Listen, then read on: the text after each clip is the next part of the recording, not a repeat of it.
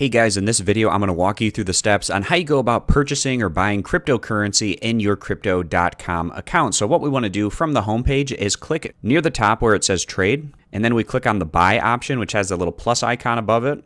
And then we need to select what cryptocurrency that we want to purchase. So for this example, let's just use the crypto.com coin and select that.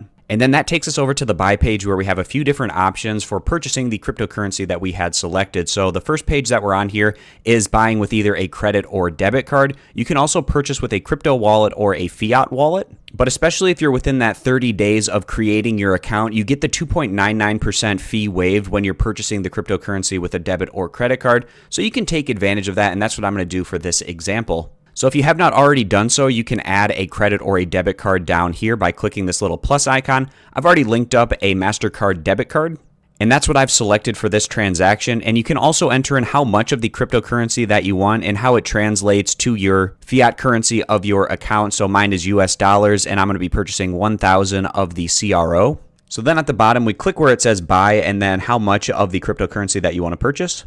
And since I'm within that 30-day period after creating my account, there's going to be a 0% card fee. So then I just check this box down here and then click continue.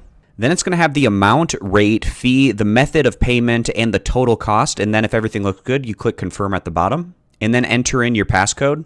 And then it's asking me to enter in the CVV of my card and then click submit. And then it says CRO purchase complete. You purchased 1,000 CRO in this instance. Tap anywhere to continue.